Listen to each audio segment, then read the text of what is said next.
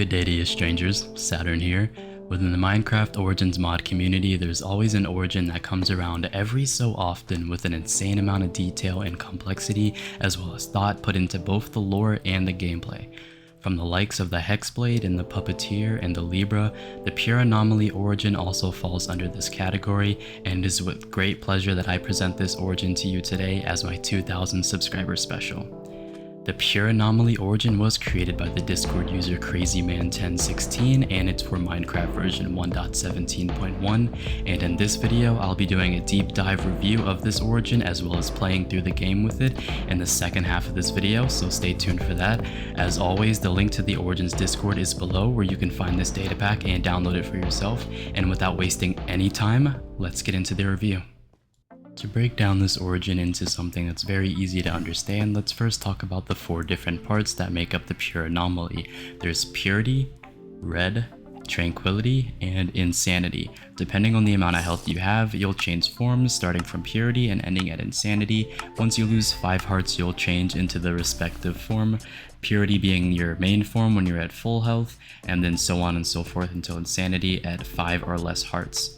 Now each and every part of the Pure Anomaly has its own custom secondary ability, which will change depending on which part of the origin you are at currently, and they also have their own passive abilities as well as quirks that change depending on which one you're using in the moment.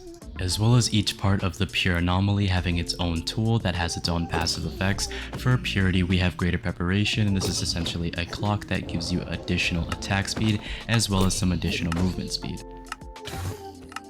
And your secondary ability as Purity is Time Stop. You send out a wave in a radius that freezes mob in place for a short while, allowing you to escape, or you can use it offensively to finish them off.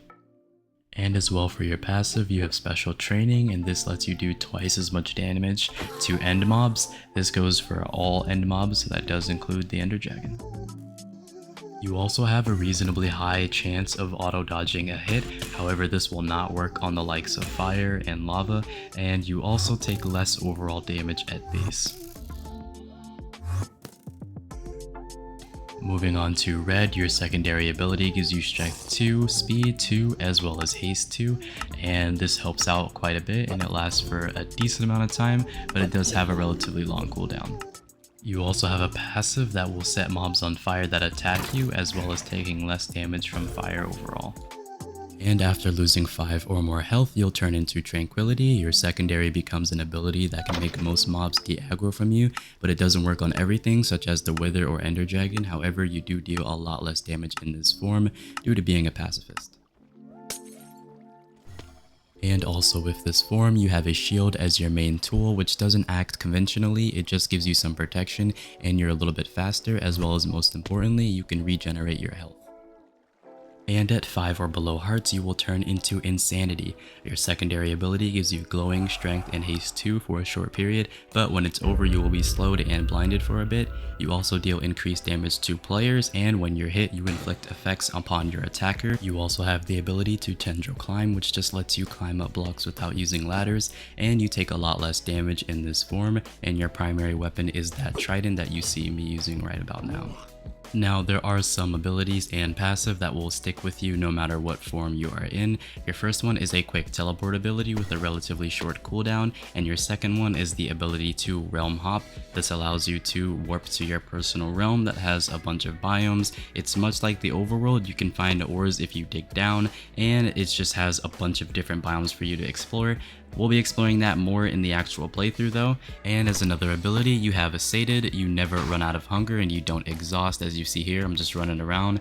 Hunger bar is not going down at all, but you also cannot eat anything, so bye bye golden apples and enchanted golden apples. Another thing to note is that you cannot wear any armor as this origin, and you do not heal naturally. I did bring this up previously, but your only other way of healing naturally outside of being in that worn form that enables you to regen is Soul Sunrise. Essentially every day that passes you'll wake up with a full bar of health, so you'll heal to full then. Otherwise you cannot heal at all. And that about sums up the explanation of the powers and abilities. Incredibly complex, but it's so much fun to play as, and while you are very powerful, you can easily die if you're cocky, and depending on what form you're in, you need to adjust your playstyle accordingly. It requires a good amount of thinking, and I really love origins like that. So now, let's get into survival. Now, loading up the world, I had a couple of goals in mind that I wanted to hit. While yes, the pure anomaly is a strong origin, it's also very weak if you don't know what you're doing, but I wanted to challenge myself and beat the Ender Dragon by day 5, and I wanted to be as efficient and smooth as I possibly could.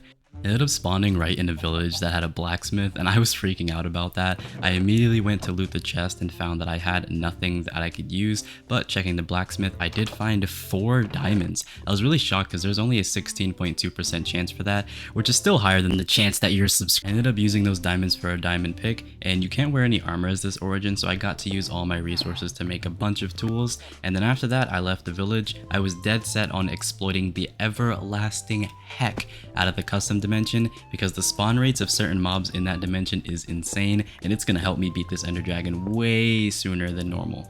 In order to do that though, I would need some resources, and I did want to get some blaze rods before I even went over there. So I went to the nearby desert biome, and then I looked for a pyramid, and after looting it, I went to the nether by speedrunning a nether portal, and within the nether I found some gold, which I was going to use for my piglin trading before running into a hoglin, which I still killed because those things are the spawn of Satan. And after that I went to search for another fortress. As fate would have it though, it turns out he was not an orphan, and in fact he had an entire family, and they weren't exactly pleased with me. I had to use time stop in order to get some revenge hits in, and then made my quick escape. Ended up finding some gold, so of course I collected that too, and then I continued my search for the fortress. It was now day 2 and I was already at the nether fortress. I was making some serious progress, and of course I went over to those blazes and I decided to slaughter every last one. That is, of course, I ended up dealing with these wither skeletons and I had to get those out of the way, but I also had to be extremely careful because fire does twice as much damage to you as this origin, and that would be a surefire way to end my entire world, so I had to be very, very careful. After slaughtering the next few blazes I needed in order to have enough blaze rods, I then went to my pocket dimension. It was now day 3 and I was busy slaughtering some wither skeletons and some endermen. The cane that you have, which is one of your tools, has looting 3 on it, so if you kill an enderman with it, you'll pretty much guaranteed to get at least like 1 to 2 or maybe even 4 ender pearls just from one enderman, so I abused that in order to get as much ender pearls as I possibly could as quickly as possible. Things weren't exactly always smooth sailing. I freaked out there because I thought I died, but I was just changing forms. Thank God for the defense on the purity version of the pure anomaly. Now I was red, which I didn't really have a problem with, but I crafted myself some eyes of ender, and I would go back to the overworld because I was so dead set on beating this dragon by day 5. I found yet another desert pyramid, and that had diamonds in it as well, so I was really excited about that. And then afterwards I crafted a bow, and then I went to a village to steal all of their beds. I had initially planned to use them for the dragon fight, but you'll see that I actually end up never using them.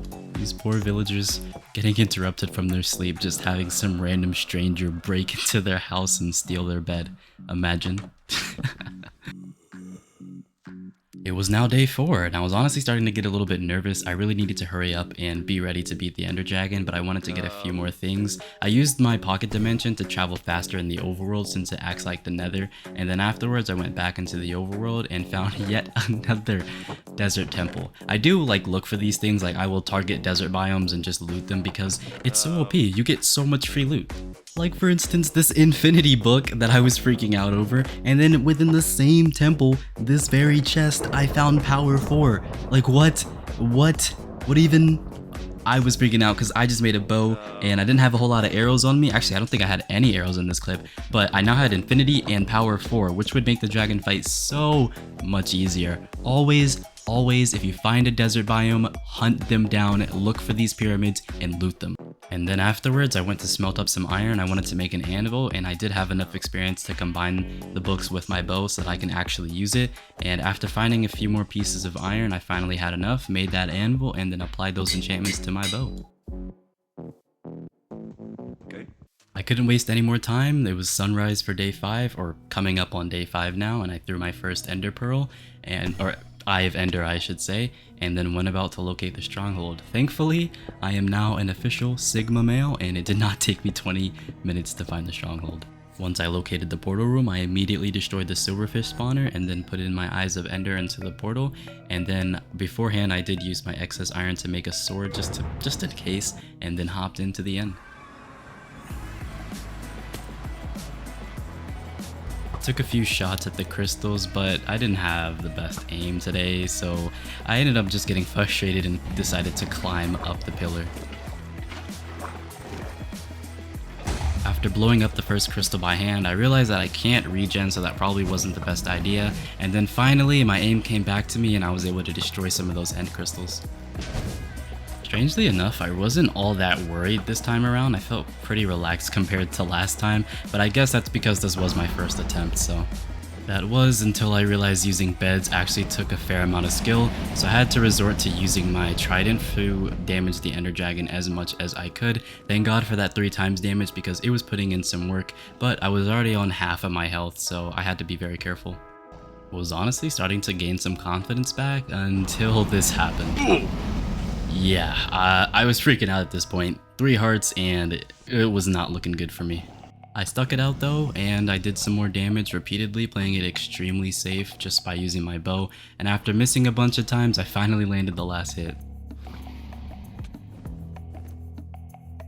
I ran around like a kid in a candy store connecting those sweet EXP orbs before jumping in and seeing those beautiful credits.